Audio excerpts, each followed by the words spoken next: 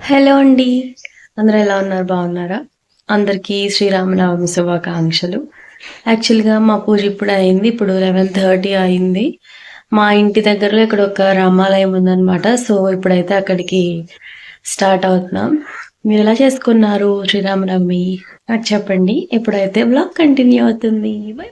Hello అండి, అందరూ పండగ ఎలా సెలబ్రేట్ చేసుకున్నారు? మేమైతే చాలా బాగా సెలబ్రేట్ చేసుకున్నాం. అందరికీ బిలేటెడ్గా హ్యాపీ శ్రీరామనవమి.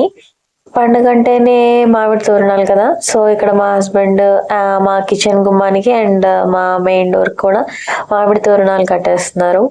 నా దగ్గర ఈ పచ్చి బంతిపూలు లేవన్నమాట. సో నా దగ్గర ఆర్టిఫిషియల్వి ఆ దండలు అయితే వేసేసాను.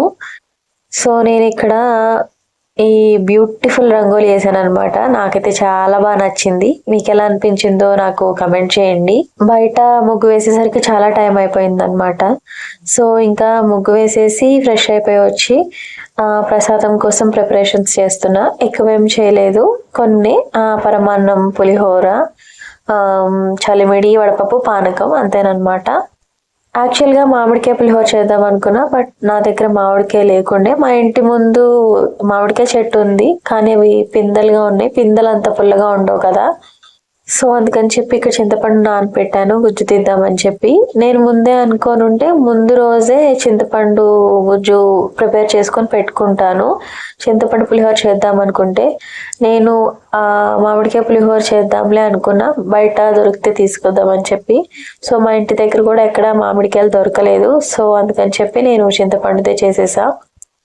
నేను ఒకవైపు ప్రసాదాలు ప్రిపేర్ చేస్తూ కూడా ఈ సైడ్ దేవుడికి బొట్లు పెట్టేసి ముగ్గు వేసేసి అవన్నీ చేసుకుంటున్నాను అనమాట. నాకు పూజ రూము సపరేట్గా ఉండదు, వంటగదిలోనే ఉంటుంది. సో అక్కడ నేను మొత్తం క్లీన్ చేసేసి కింద ముగ్గు వేసేసి పసుపు కుంకుమ పెడతాను అనమాట. కింద ఫొటోస్ పెట్టకూడదు కాబట్టి న్యూస్ పేపర్ మీద అయితే ఆయిల్ అలా అంటే పాడైపోతుంది అని చెప్పి ఒక కవర్ లాంటిది వేసుకుంటా. సో అంతా క్లీన్ చేసేసి ఫొటోస్ అన్ని ప్రాపర్గా సెట్ చేసుకొని మళ్ళీ ఇక్కడ ప్రసాదాలు ప్రిపేర్ చేయడానికి వచ్చా. ఇక్కడైతే పానకం ప్రిపేర్ చేస్తున్నా. ఈసారి పానకంలో కొంచెం మిరియాలు ఎక్కువైనాయి అనమాట, కొంచెం ఘాటుగా ఉన్నాయి. బట్ చాలా చాలా బాగుంది. తులసాకులు వేస్తే చూడటానికి అండ్ తాగడానికి కూడా చాలా బాగుంటుంది కదా. సో పానకం అయితే ప్రిపేర్ చేసేసా అండ్ పరమాన్నం కూడా అయిపోయింది. పులిహోర కూడా చేసా, బట్ అది వీడియో తీలా మర్చిపోయా. సో ఇక్కడ చలిమిడి అండ్ వడపప్పు కూడా రెడీ చేసేసుకున్నా. చలిమిడి బియ్యపిండిలో బెల్లము, వాటర్ వేసేసి అలా కలిపేసుకున్నాను. సో ఇంకా నేను ఫ్లవర్స్, కుందుల్లో నూనె, వత్తులు అవన్నీ వేసేసుకొని నేను శారీ డ్రేప్ చేసుకొని వచ్చి జస్ట్ దీపాలు వెలిగించేటట్టు ఉంచుకొని మొత్తం ప్రిపేర్ చేసుకొని రెడీ అవడానికి వెళ్తానమాట. సో ఇంకా రెడీ అయిపోయి వచ్చేసి పూజ అయితే స్టార్ట్ చేశాను. పూజ అయితే చాలా సింపుల్గా బాగా జరిగిందనమాట. పూజ అయిపోయిన తర్వాత మేము గుడికి కూడా వెళ్దాం అనుకున్నాం. మా ఇంటి దగ్గరలోనే, మరీ దగ్గర ఏం కాదు, కొంచెం ఒక 20 minutes పట్టిద్ది వెళ్ళడానికి. ఆ గుడి పాతదనమాట. ఏ రామాలయంలోనైనా రాముడు, సీత, లక్ష్మణుడు, హనుమంతుడు వీళ్ళందరూ ఉంటారు కదా. సో ఈ గుడిలో ఏంటంటే సీత, రామ, లక్ష్మణ, భరత, శత్రుఘ్నులు, హనుమంతుడు ఇలా మొత్తం అందరూ ఉంటారనమాట. అది ఈ టెంపుల్ ప్రత్యేకత. సో ఇది అండర్ కన్స్ట్రక్షన్ లో ఉంది, కానీ ఎవ్రీ ఇయర్ కళ్యాణం మాత్రం చేస్తారంట. నేనైతే ఇదే ఫస్ట్ టైం వెళ్ళటము. ఎవ్రీ శ్రీరామనవమికి నేను ఇంట్లోనే ఉంటా, ఎక్కడికి వెళ్ళను. బిఫోర్ మ్యారేజ్ అయితే మా అత్తతో కలిసి మా విజయవాడ పక్కనున్న ముస్తాబాద్కి వెళ్తామన్నమాట. అక్కడ మా అత్త వాళ్ళ అక్కోళ్ళు ఉంటారు. సో అక్కడైతే కళ్యాణం జరిగితే అక్కడికి వెళ్తాము. కానీ ఆఫ్టర్ మ్యారేజ్ ఎక్కడికి వెళ్ళను, ఇంట్లోనే పూజ చేసుకొని ఉంటాను. కానీ ఈసారి మా ఇంటి దగ్గరలో ఉన్న రామాలయానికి అయితే వెళ్ళాము. అక్కడ డెకరేషన్ అంతా బాగా చేశారు. ఆ క్లిప్పింగ్స్ కూడా యాడ్ చేస్తా చూడండి.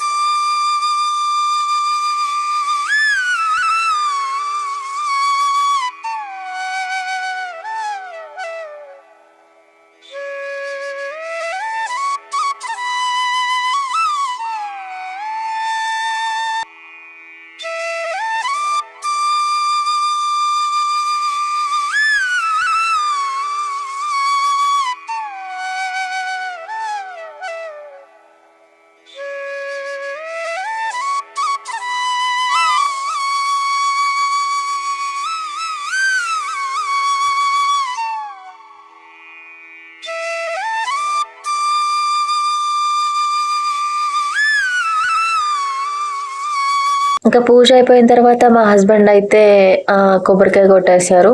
నేను కొట్టను, ఎందుకంటే అంత తేలిగ్గా నాకు పగలదనమాట. అందుకే మా హస్బెండ్ కొట్టేశారు. సో ఇంకా పూజ అయితే ఇలా జరిగింది. ప్రసాదాలు ఎక్కడ కనిపించట్లేదు అనుకుంటున్నారా?